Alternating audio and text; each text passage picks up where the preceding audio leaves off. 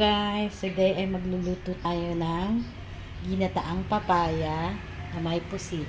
So ito ang ating ingredients, pusit, meron tayong pusit, papaya, meron tayong sibuyas, bawang, luya, sili, paminta at tanglad. And lastly, meron tayo syempre gata. Gagataan natin ang pusit.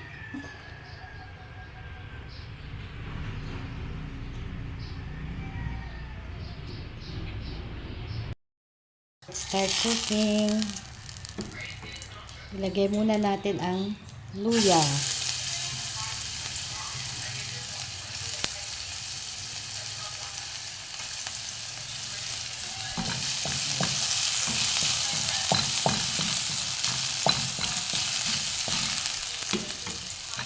Sunod natin ang sibuyas at bawang.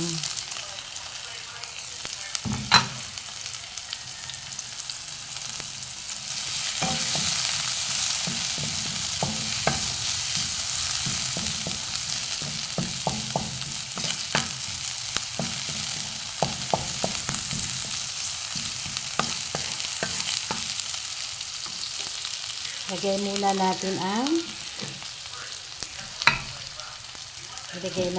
pusit.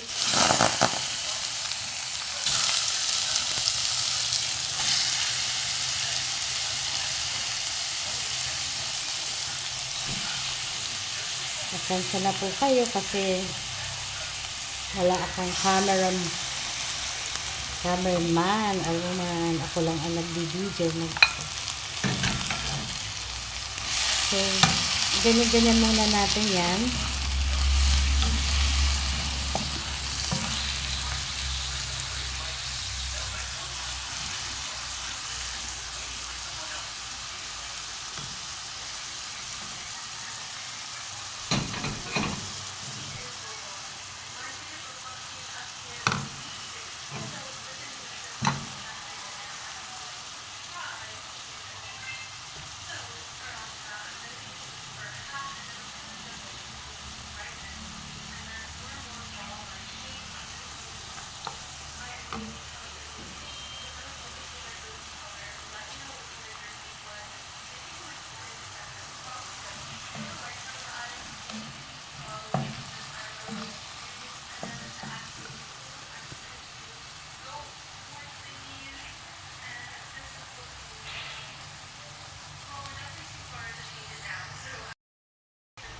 Then, tanggalin na muna natin yung pusit kasi madali lang naman siyang maluto.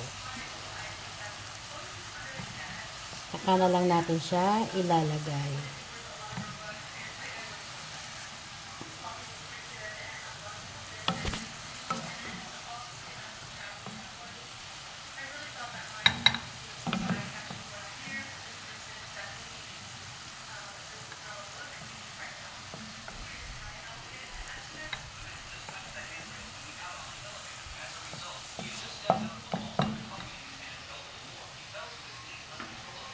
Tapos, lagay na natin ang pangalawang gata. Hintayin natin kumulo.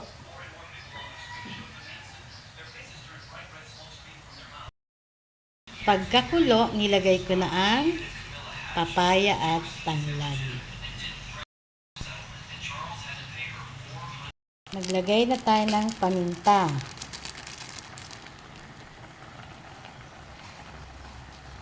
At asin. At hintayin lang natin itong kumulo bago ilalagay natin ang pangalawang gata.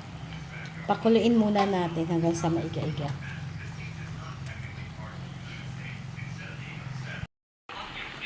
At ayan na, kumukulo na. Nakalimutan ko pala, inilagay ko na yung unang gata, yung kakang gata. Nilagay ko na dyan. So, paiiga-igahin lang natin yan bago natin ilagay yung pusit. Kasi hindi natin dapat i-overcook ang pusit. Medyo naiga na ang gata. Ilagay na natin ang pusit na inano natin kanina. So, madali na lang naman yan maluto. Ang pusit po kasi hindi natin i-overcook kasi magra-rubberized siya.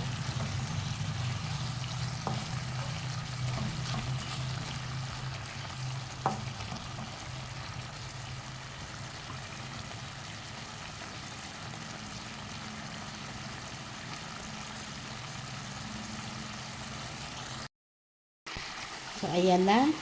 Ilagay na natin ang sili. Sama natin itong okrang isang piraso. So, ready to eat na ito.